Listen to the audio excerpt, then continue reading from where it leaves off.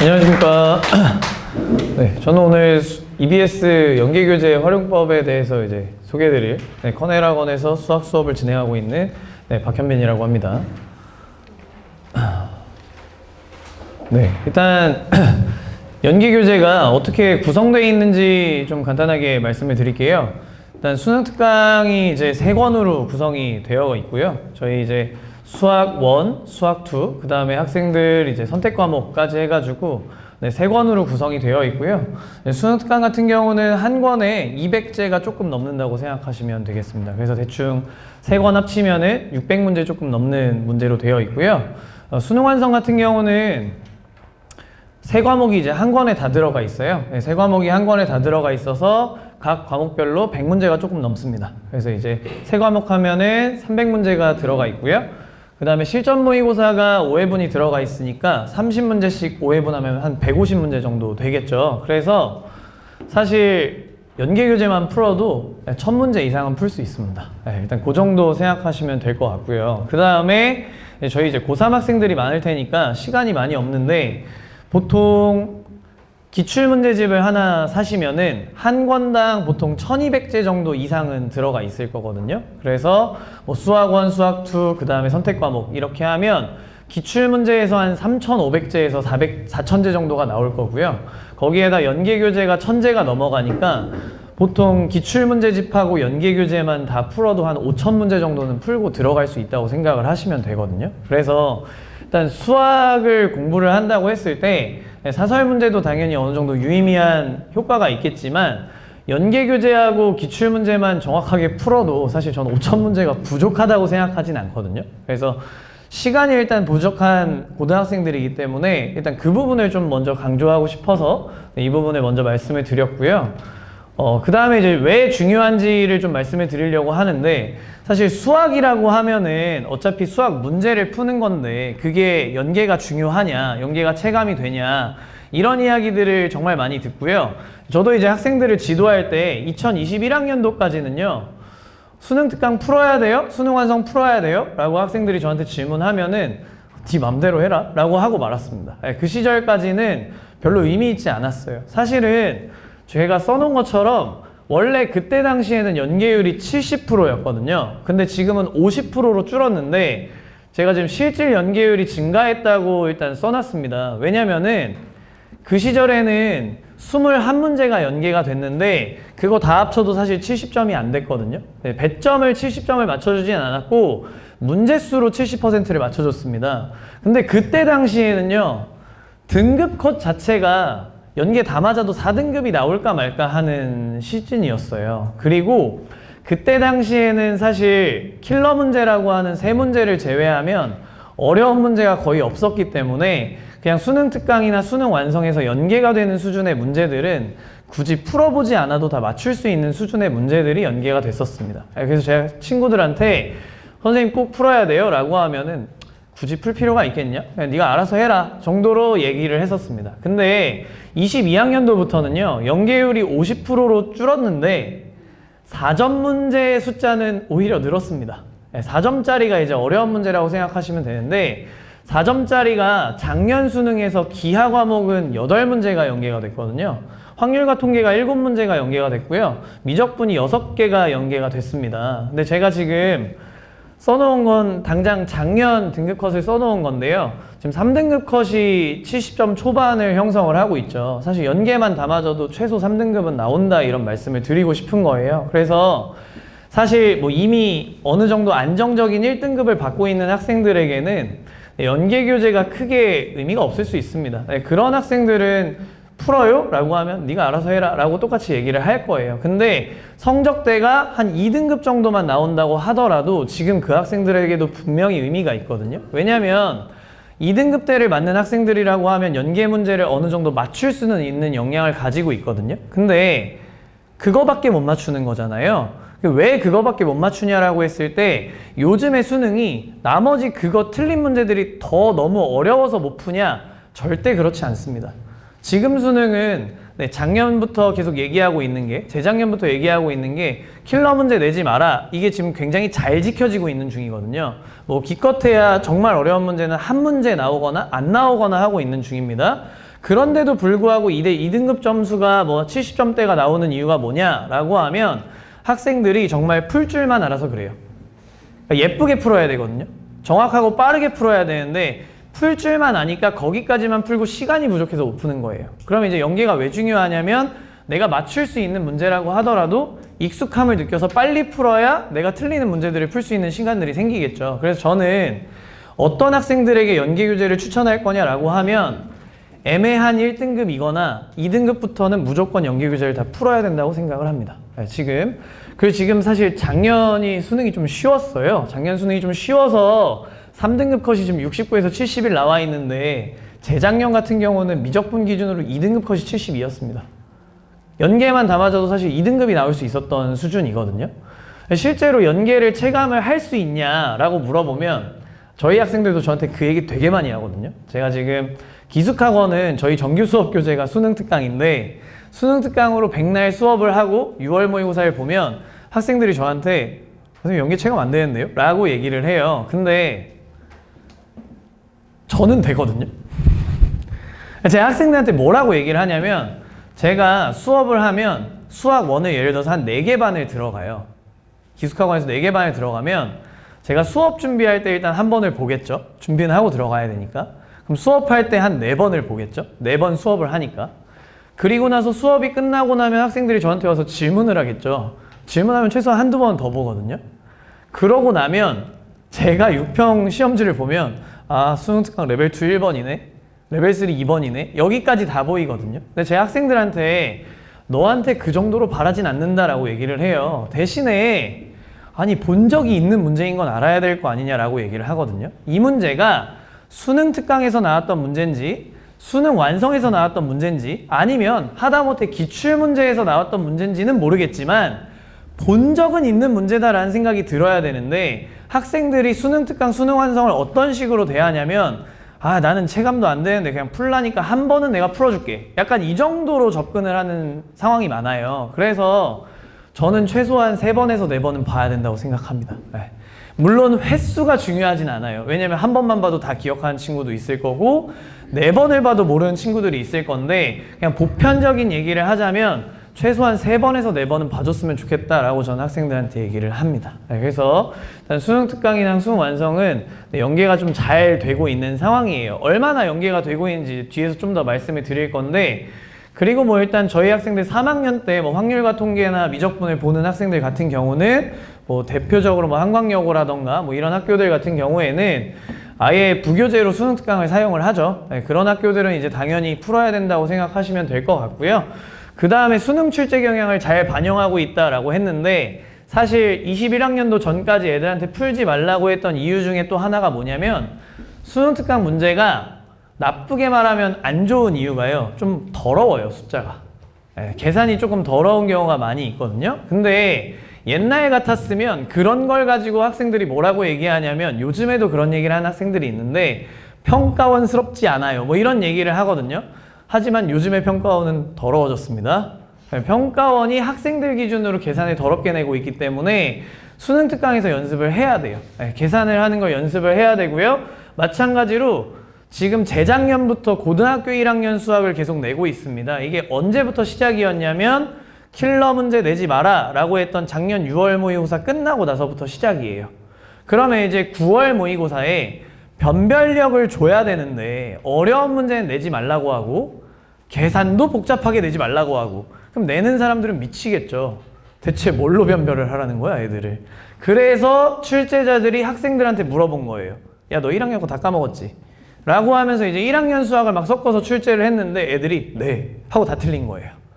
그래서 재작년 9월 모의고사가 정말 어려운 문제가 하나도 없었고 가르치는 사람의 입장에서는 대체 왜 이 점수가 나오지? 라고 생각을 하는데 상담을 하루 이틀 3일 하면서 애들이 왜 틀렸지 보니까 다 고1 걸 몰라요. 다 그런 상황인 거예요. 근데 수능 특강 문제 보면 그런 거 되게 많거든요. 뭐 근해 분리라던가 뭐 내분점, 외분점이라던가 이런 것들을 수능 특강에 굉장히 많이 적용을 해놨기 때문에 학생들이 수능을 준비하는 데 있어서 네, 그런 부분이 좀 도움이 된다고 생각하시면 될 것 같아요. 그래서 실제로 한번 보시면 네, 이게 지금 제가 생각하는 좀 잘 연계가 된 예시들을 뒤에 한 3-4문제 정도 넣어놨던 것 같은데요. 일단 그림만 봐도 사실 내용은 모르실 수도 있으니까 네, 그림만 보셔도 느낌 있죠 이거? 비슷하게 생겼죠? 오른쪽에 있는 문제가 수능 특강 문제고요. 왼쪽에 있는 문제가 평가원 문제예요. 근데 제가 이 문제에서 말씀드리고 싶은 가장 큰 건 뭐냐면요. 아까 영어 말씀하시던 거랑 약간 반대가 된 것 같은데 실제로 학교 내신에서도 부교재가 있죠. 그럼 부교재를 연계를 시켜서 출제를 하죠.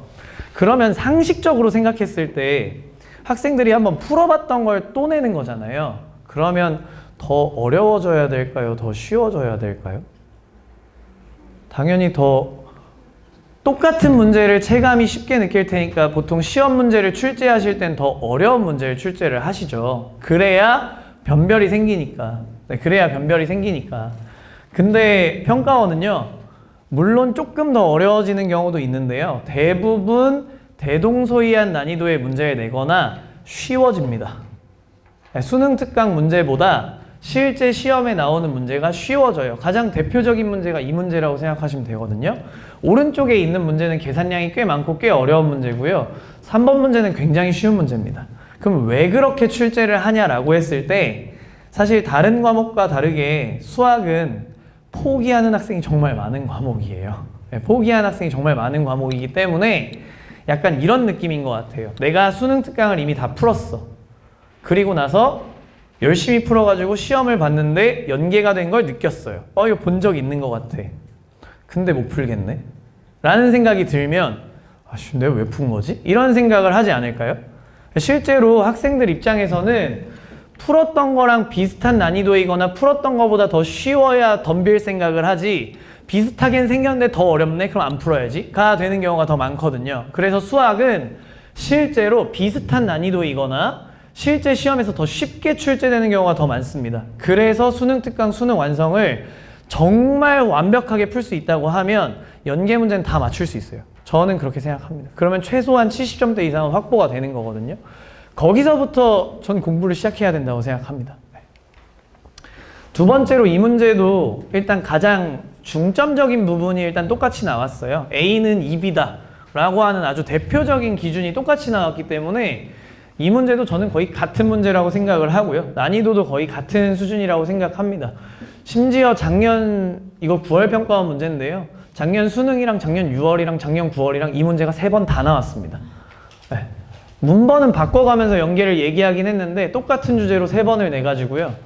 사실 이건 왜 그렇게 좋아하는지 잘 모르겠습니다. 네.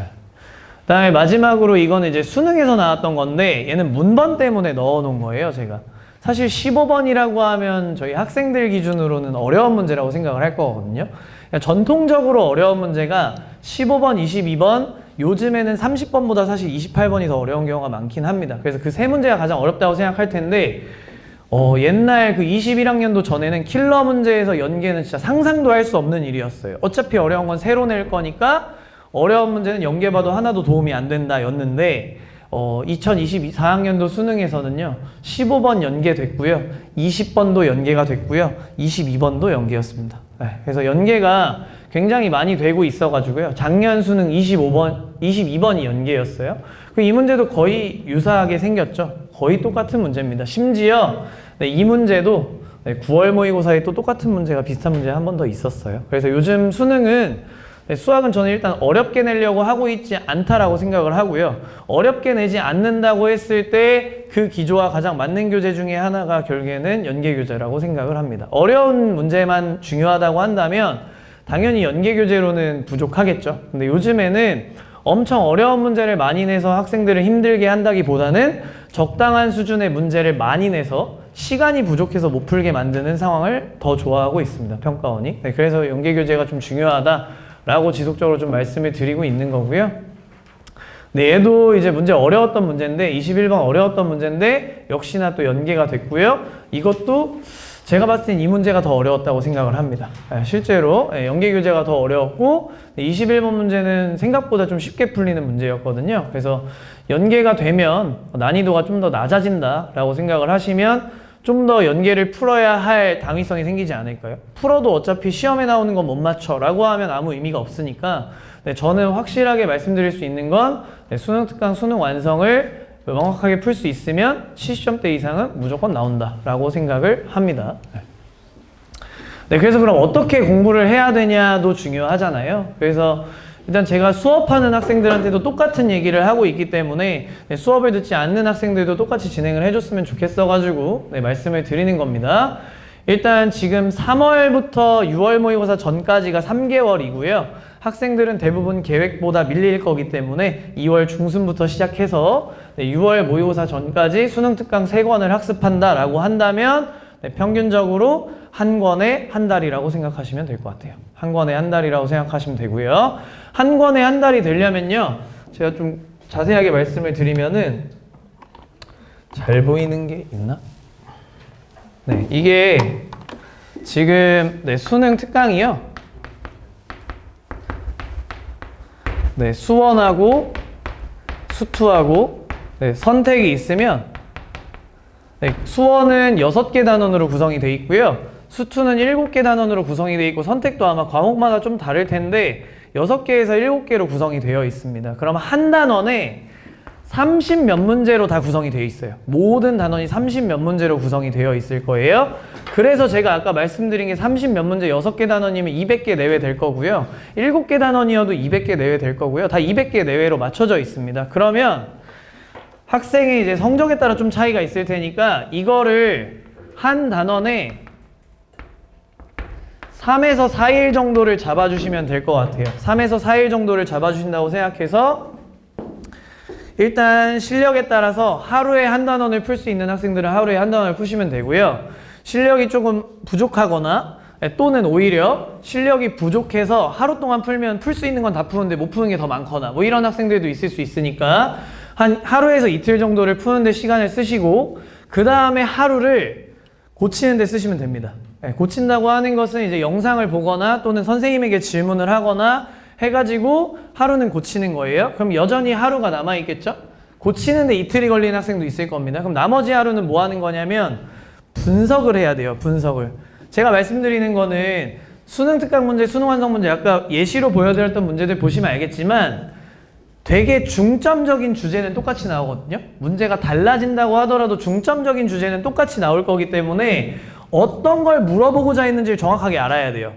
풀 수 있냐 없냐는 사실 별로 안 중요해요. 제가 학생들이랑 제일 많이 싸우는 게 그거예요. 다 풀 줄 안 돼요. 그럼 제가 항상 얘기하는 건 100분 안에 못 풀잖아 라고 얘기를 하거든요. 풀 수 있는 게 중요한 게 아니에요. 풀 수 있는 건 수능 때 11월 그 30문제 풀 수 있는 게 중요한 거지 공부하고 있는 문제는 맞았냐 틀렸냐는 사실 중요하지 않습니다.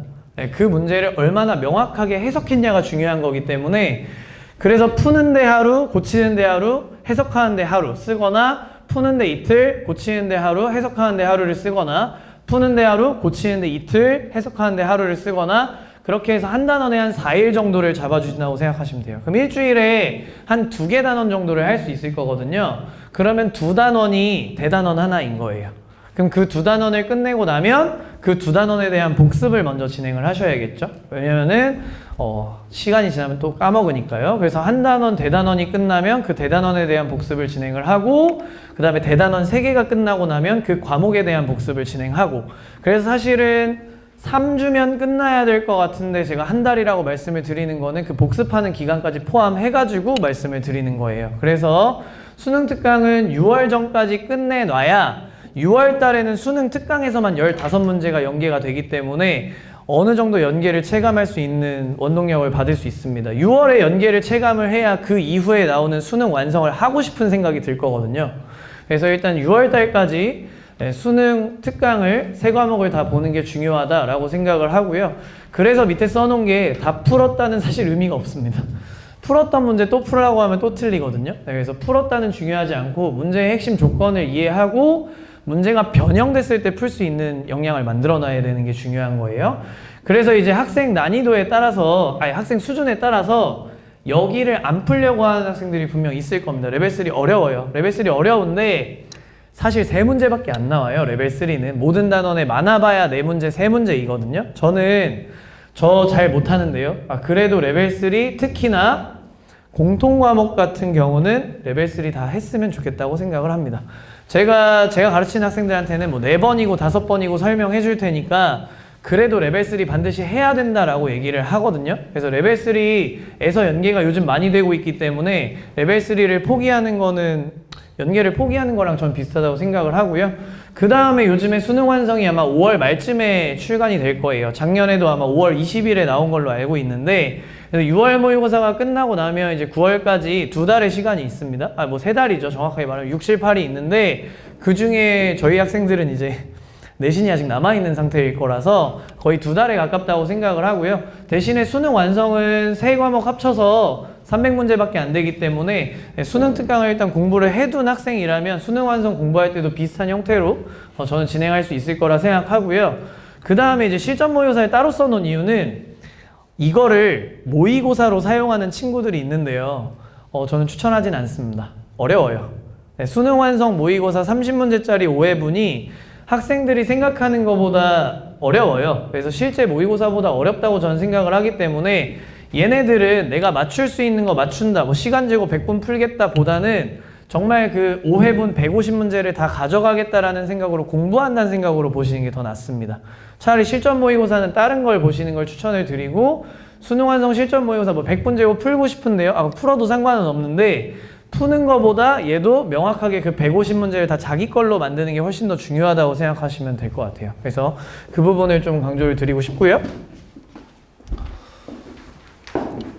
그래서 문제 풀 때, 요거는 제가 아까 적어드렸는데, 여기 다 써놨어요. 일단 써놓은 거 있으니까, 그거 보시면서 좀 하시면 될 것 같고요. 수능 특강 할 때, 한 단원 끝나고 이제 단원당 일주일 하고 나서 복습을 할 때, 반드시 개념 복습해야 됩니다. 근데 이게 문제를 많이 틀렸거나 하면은, 그냥 문제를 고쳤다고 해가지고 다 된 게 아니기 때문에, 6월 모의고사 보기 전까지 수능 특강 공부할 때는요, 개념책을 항상 끼고 있어야 돼요, 학생들이. 개념책이 따로 없으면 사실은 수능 특강이 엄청 훌륭한 개념 교재는 아니지만 기본 개념은 다 들어가 있기 때문에 수능 특강 가지고서 개념 공부를 하셔도 되고요. 사실 실전 개념 같은 경우는 뭐 인강이든 아니면 수업이든 들으면서 좀 더 채우시는 게 좀 더 낫긴 하겠죠.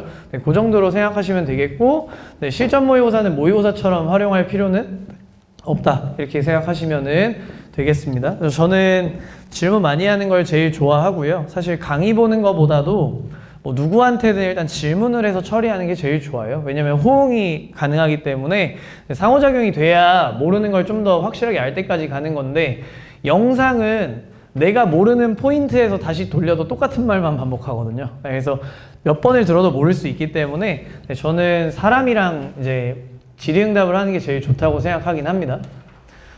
이 정도로 일단 수능 완성, 수능 특강 관련돼서는 말씀드렸고요. 제 수업은 그냥 간단하게만 말씀드릴게요. 일단 지금은 저는 지금 진도 진행을 하고 있습니다. 그래서 이번 주면은 수학 1이 진도가 끝났고요. 다음 주부터 이제 3월 모의고사 전까지 수학 2 개념을 진행을 할 거고, 3월 모의고사가 끝나고 나면은 이제 6월 모의고사까지 선택 과목을 진행을 할 겁니다. 선택 과목 진도가 끝나고 나면은 이제 9월 모의고사 전에 6월 모의고사가 끝나고 나면 9월까지는 이제 대부분 사전 문제 푸는 게 이제 메인이 될 거고요. 아까 말씀드렸다시피 수능 특강 수능 완성만 잘 해놔도 70점대는 나온다라고 말씀드렸기 때문에 저는 그 위를 채워주는 수업을 진행해야 된다고 생각을 하고요. 물론 수능 특강 수능 완성 같은 경우도 저희 수강생들 같은 경우는 매주 과제 검사 진행해가지고 어떻게 진행하고 있는지 제가 다 확인을 할 거고요. 그 다음에 이제 9월 모의고사 이전에 6월이 끝나고 나면 일단 수원수투 집중반이라는 거를 제가 따로 만들게 됩니다. 이 반 같은 경우는 좀 간단하게만 설명드리면은 1학기가 끝나고 났을 때 수능을 시작하는 학생들이 저희 지역은 굉장히 많아요. 제가 사실 1월 설명회 때도 12월 설명회 때도 말씀드리는 건 수능은 1월부터 시작해야 된다고 말씀을 드리긴 하는데, 저희 지역은 1학기가 끝나고 나서 수능 준비를 시작하는 친구들이 꽤나 많습니다. 그래서 그런 친구들 대상으로 6월 모의고사 끝나고 나서부터 수원수투, 거의 여름방학부터 수원수투 집중해가지고 특정, 등급 컷을 맞춘다거나 이런 걸 목적으로 하는 수업이 이제 개강이 될 거고요. 네, 파이널 때는 당연히 그냥 모의고사 계속 진행하면서 학생들 제가 상담하면서 상태 알고 있으니까 개별적으로 취약한 문제들은 제가 따로 나눠줄 거다라고 생각하시면 될 것 같아요. 제가 일단 뭐 자료는 너무 많아서 애들한테 다 못 주는 정도이기 때문에 뭐 자료는 충분히 가지고 있고요.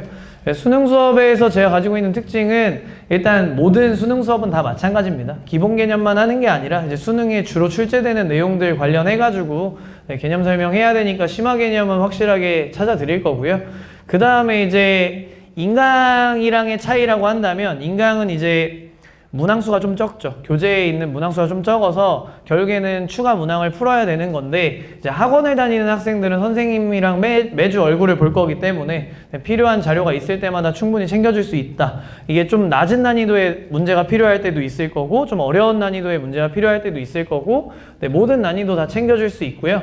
네, 그리고 일단 제가 자신 있는 거는 사실 문제풀이가 좀 제일 자신 있긴 합니다. 좀 빠르고 정확하게 푸는 거 잘 가르쳐 줄 수 있다 라고 생각을 하고요. 네, 매월 모의고사 진행하면 이건 당연히 뭐 의무죠. 사실 뭐 서비스라기보단 당연히 해야 되는 거죠. 네, 매월 모의고사 진행하면 네, 학생들이랑 네, 상담을 진행할 거다라고 생각하시면 될 것 같아요. 풀이 강의는 아마 정규 수업 때 할 수도 있고요. 아니면 제가 기숙학원에서 수업 영상 찍어가지고 학생들한테 줄 수도 있고 뭐 그 정도로 생각하시면 될 것 같아요.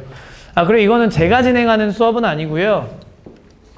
네, 사실 저희가 수리논술 수업이 이제 이번 3월부터 진행이 될 건데 수리논술 같은 경우는 제가 수능 수학을 가르치고 있는데 기숙학원에서는 저도 논술 수업을 하고 있거든요. 그래서 논술 수업을 같이 해보면은 수능이랑 일단 아예 연관성이 없는 과목은 아니라고 생각을 해서 수학에 조금 자신이 있으면 일단 추천을 하고요. 자신이 있지 않더라도 수학에 관심이 많은 3등급 때 혹은 4등급인데 내가 좀 올릴 자신이 있는 4등급까지는 추천을 하고요. 그 밑으로는 사실 쉽진 않습니다. 그 밑으로는 사실 쉽지 않기 때문에 저는 추천하는 등급 때는 한 3등급 때부터는 수리논술 하면 수능 점수를 올리는데도 어느 정도 느낌이 있다라고 생각하시면 될 것 같고요. 4등급부터는 약간 어려운 거 하면서 성취감 느끼는 정도에 가까울 것 같고요. 그 다음에 이제 논술의 가장 뭐 좋은 점은 내신보다 높은 학교 쓸 수 있다인 건데 쓸 수 있다예요?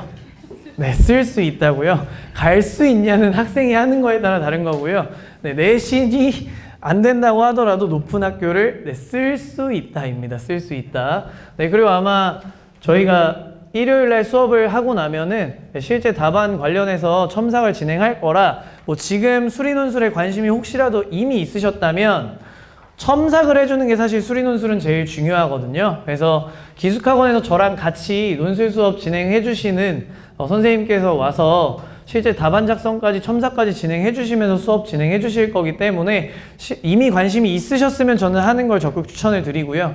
관심이 따로 없으셨으면은 아까 말씀드렸던 것처럼 수학에 좀 자신이 있는 학생들은 한번 시도해 보면은 전 좋을 것 같다. 예를 들어서 뭐 가장 대표적인 게 수학만 1이고 나머지가 뭐 4, 5등급이다. 이런 학생들은 사실은 네, 정시로는 대학 가기가 쉽지 않거든요. 근데 이제 수시로 갔을 때는 뭐 그런 학생들이 제일 뚫기 좋은 학교는 사실 최저가 없는 학교라고 하면 연대겠죠. 네, 뭐 그런 학교까지 갈 수 있으니까 뭐 근데 네, 그 정도는 뭐 사실 대학보다는 저는 이제 수능 공부하는데도 도움이 어느 정도 되고 네, 일단은 내신이 사실 3점대로 내려가기 시작하면은 다른 건 쓰기가 쉽지 않잖아요. 높은 학교는 쓰기 쉽지 않으니까 논술을 하면 네, 쓸 수 있다 라고 생각하시면 네, 될 것 같습니다.